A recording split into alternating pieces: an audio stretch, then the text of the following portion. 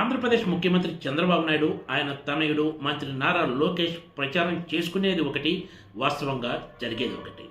ఏ రాష్ట్ర పారిశ్రామిక విధానం ప్రకారమైన కంపెనీలు రాష్ట్రంలో పెట్టుబడులు పెట్టడానికి ముందుకు వచ్చాయంటే అది ఆ పాలసీ గొప్పతనం, ఆ రాష్ట్రంలో ఉన్న పెట్టుబడుల అనుకూల వాతావరణం చెప్పొచ్చు. కానీ ఒక భారీ కంపెనీ రాష్ట్రానికి రావటం వలన ఆ ప్రాంతానికి జరిగే ప్రయోజనం కంటే ఆ కంపెనీకి జరిగే ప్రయోజనమే ఎక్కువ ఉన్నప్పుడు అది ఆ రాష్ట్ర పాలకుల గొప్పతనం ఎలా అవుతుంది? ఇదే ఇప్పుడు ఆంధ్రప్రదేశ్లో హాట్ టాపిక్గా మారిన అంశం. నారా లోకేష్ ఒక్క జూమ్ కాల్తో ఏకంగా రాష్ట్రానికి 1,40,000 కోట్ల రూపాయల పెట్టుబడులు సాధించినట్లు గత కొన్ని రోజులుగా టీడీపీ నారా లోకేష్ టీం పెద్ద ఎత్తున ప్రచారం చేసుకుంది. దీంతో ఇక ఉద్యోగాలు వరదలా వచ్చి పడతాయంటూ చెప్పుకొచ్చారు. కానీ వాస్తవంగా జీవో జారీ అయిన తర్వాత పరిస్థితి చూస్తే అందుకు భిన్నంగా ఉందనే చెప్పాలి.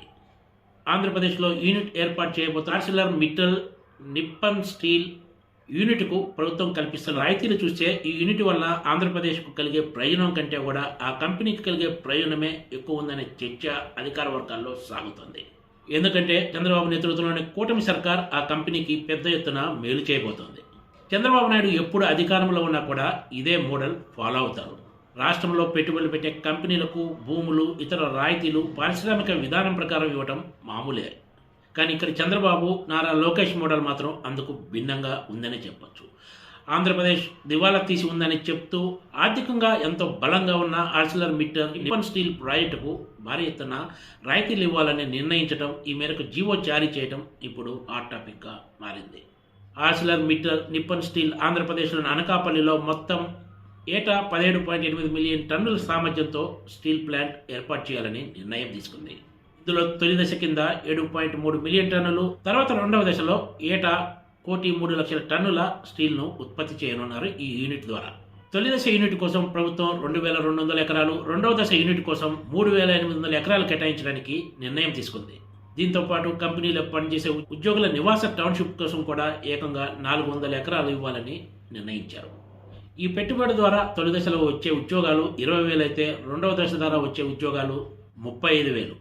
ఈ ప్రాజెక్టు తొలి దశ 2029 సంవత్సరం నాటికి, రెండవ దశ 2033 సంవత్సరానికి పూర్తవుతాయని తాజాగా విడుదల చేసిన జీవోలో పేర్కొన్నారు. దీంతో పాటు కంపెనీ కోరిందే తరవుగా ఈ ప్రాజెక్టుకు అవసరమైన క్యాప్టివ్ పోర్ట్ అంటే సొంత అవసరాల కోసం పోర్ట్ నిర్మాణానికి కూడా ఆంధ్రప్రదేశ్ ప్రభుత్వం గ్రీన్ సిగ్నల్ ఇచ్చింది.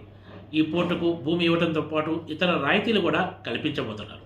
తొలి దశలో ప్రభుత్వం ఈ కంపెనీకి 2,200 ఎకరాలను ఎకరం 51.39 లక్షల రూపాయలకు కేటాయించనుంది. భారీ పెట్టుబడుల సాధన కోసం అంటూ పారిశ్రామిక విధానాన్ని మించి మరీ ఈ కంపెనీకి ప్రత్యేక రాయితీలు, ప్రోత్సాహకాలు ఇచ్చారు. ఇందులో అత్యంత కీలకమైనది కంపెనీ నిర్మాణ సమయంతో పాటు వాణిజ్య ఉత్పత్తి ప్రారంభించిన తర్వాత కూడా ఏకంగా 15 ఏళ్ల పాటు state goods and service tax అంటే SGST 100% రీఎంబర్స్ చేయబోతున్నారు. దీంతో పాటు 15 సంవత్సరాల పాటు యూనిట్కు ₹1 లెక్కన రాయితీ ఇవ్వనున్నారు. అదే సమయంలో స్టాంప్ డ్యూటీ, రిజిస్ట్రేషన్ ఫీజుకు పూర్తి మినహాయింపు ఇచ్చారు. 10 ఏళ్ల పాటు కిలో లీటర్ను ₹50 లెక్కన పారిశ్రామిక నీటి సరఫరాకు ఒప్పందం జరిగింది. ఇవే కాక ఎన్నో రాయితీలు, ప్రత్యేక మినహాయింపులు ఆర్సిలర్ మిట్టల్ నిప్పన్ స్టీల్ ప్రాజెక్టుకు ఆంధ్రప్రదేశ్ ప్రభుత్వం ఇవ్వడానికి నిర్ణయం తీసుకుంది. ఇంత భారీ ఎత్తున, అది కూడా పారిశ్రామిక విధానానికి భిన్నంగా ప్రత్యేక రాయితీలు, ప్రోత్సాహకాలు ఇస్తూ కూడా ఒక్క జూమ్ కాల్తో రాష్ట్రానికి Nara Lokesh Arcelor Mittal Nippon steel ప్రాజెక్టును సాధించారని చెప్పుకోవడంపై అధికార వర్గాలు కూడా విస్మయం వ్యక్తం చేస్తున్నాయి. రాష్ట్రానికి పరిశ్రమలు ఆకర్షించడాన్ని ఆహ్వానించాల్సిందే. కానీ ఆ యూనిట్ రాక వలన రాష్ట్రానికి వచ్చే లాభం కంటే ఆ కంపెనీకి వచ్చే ప్రయోజనమే ఎక్కువ ఉన్నప్పుడు లాభం ఎవరికన్నదే ఇక్కడ కీలకమైన ప్రశ్న. వాస్తవం ఇలా ఉంటే తమ ప్రభుత్వ విధానాలు తమ వల్లనే రాష్ట్రానికి భారీ ఎత్తున పెట్టుబడులు వస్తున్నాయంటూ ప్రచారం చేసుకుంటున్నారు కూటమి నేతలు. Please subscribe TGTV.